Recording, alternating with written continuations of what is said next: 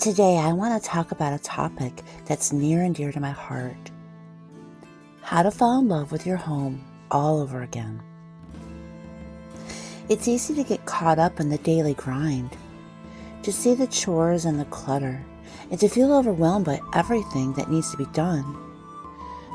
I found that with a few changes in perspective and some practical tips, you can rediscover the joy and peace that your home can bring. For me, the journey of falling in love with my home, it started with gratitude. Every morning I take a moment to thank God for the blessings He has given me. I look around, I see not just the walls and the floors, but the memories we've created here, the laughter, the shared meals, the quiet moments of reflection. When I focus on these blessings, it shifts my perspective, fills my heart with appreciation. Creating routines, it's been a game changer. I've learned that routines don't have to be rigid schedules, but rather rhythms that bring a sense of order and calm. For example, I start my day with a cup of coffee, some quiet time in prayer and reflection. This sets a peaceful tone for the day ahead. Throughout the day, I have small routines. They help keep the house in order, like a quick tidy up before bed or a weekly deep clean of one room. These routines help me manage the chaos, keeps my home running smoothly. Giving yourself grace is another important step. There are days when everything seems to fall apart, when the to-do list is overwhelming, and the house, it just feels like a mess. On those days, I remind myself that it's okay to not have it all together. Homemaking is incredibly fulfilling, but it comes with its challenges. It's a journey, not a destination. Allow yourself to rest and recharge, knowing that tomorrow is a new day. Loving your home, again, it often starts with small changes. Sometimes we get so caught up in what needs to be done, we forget to appreciate what we have. Take a moment, look around, find things you love about your home. For me, it's the cozy corner in the living room where I read, the family photos on the wall, it brings back happy memories, and my favorite chair where I sit and have my morning coffee. Focusing on these positives, you'll start to see your home in a brand new light.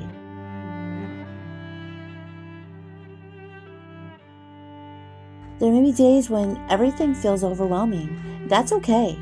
On those days, remind yourself of why you chose to be a homemaker. For me, it's about creating a nurturing environment for my loved ones. It's about the satisfaction that comes from knowing I'm making a difference in my home. When you start to feel discouraged, take a step back, breathe, remember your purpose. Sometimes I'll take a break and do something that I love, like bake cookies or take a walk in the garden or even paint. This helps me recharge and return to my task with a better mindset. Then finally, make time for yourself. It's so easy to get lost in the endless to-do list. Self-care is crucial, whether it's taking a walk, reading a book, or just enjoying a quiet cup of coffee. Find moments to recharge. When you take care of yourself, you'll be better equipped to take care of your home and your family. Being a homemaker, it's a journey. It's important to find joy in the process. Fall in love with your home all over again. For me, taking a few minutes each afternoon to sit on the porch with maybe a cup of tea or even a glass of sweet tea, it's my way of unwinding, enjoying some peace. I'm tackling a big task, folding laundry and putting the freshly washed curtains back up on the living room windows. I stripped all the curtains down off the living room windows and washed them all, and they're all free of cat hair. It's one of those chores that feels so satisfying once it's done. These curtains were definitely overdue for a wash, covered in cat hair and dust. Living with two furry friends means this is a regular part of my routine. But there's something always therapeutic about folding laundry and knowing that these clean curtains will make the room feel fresh and inviting again. Homemaking is all about these little moments of care and attention, and it's worth it for the comfort and coziness it brings to our home. Another tip: focus on the positives. Instead of seeing the tasks as burdens, I try to view them as opportunities to serve my family and create a loving environment. When I'm cooking, I think about the nourishment I'm providing. When I'm cleaning, I think about the comfort and peace a tidy home brings.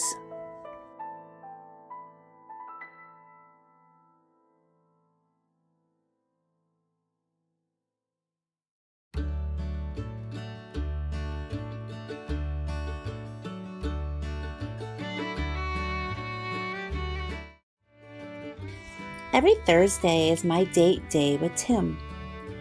It's a special time we set aside to meet at his work and go to lunch together.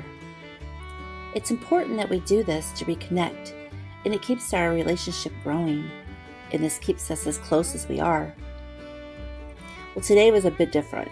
My mom had an appointment with her doctor, so she came along on our date today.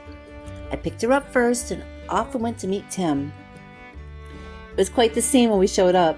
I jumped out of the driver's seat, kissed him on the cheek, and then hopped into the back seat. There I was in the back seat with Tim driving and my mom in the passenger seat, talking his ear off, of course. We headed off to lunch. It was so funny. My mom and Tim kept joking back and forth. My mom kept saying how she cut in our date.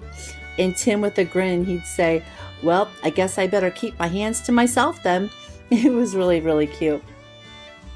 After our lunch, we dropped Tim back off, and my mom and me, we went to her doctor's appointment, did a little shopping afterward, and this got me home a little bit later than I had planned, which is okay. So tonight I'm fixing a quick and easy dinner, sloppy joes.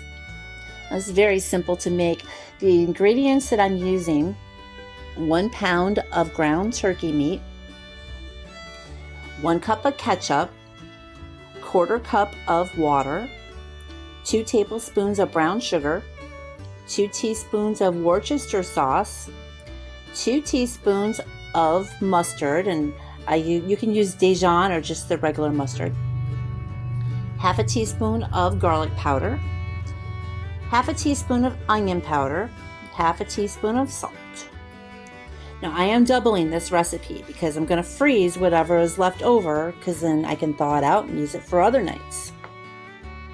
Now at the end of this, it was a little bit still soupy after I let it simmer. So what I did was I went ahead and I added another pound of ground pork. This really took it over the edge. It was so good, very delicious.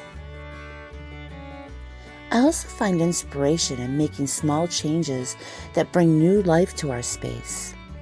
Sometimes it's as simple as rearranging the furniture, adding a new flower, or putting up some fresh curtains.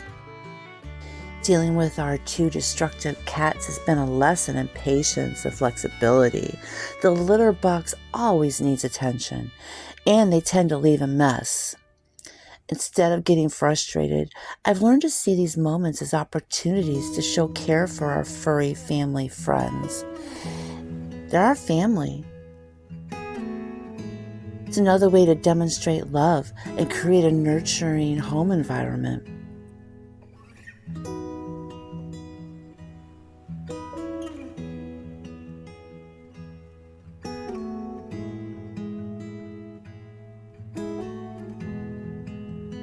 I also remind myself that it's okay to ask for help and take breaks.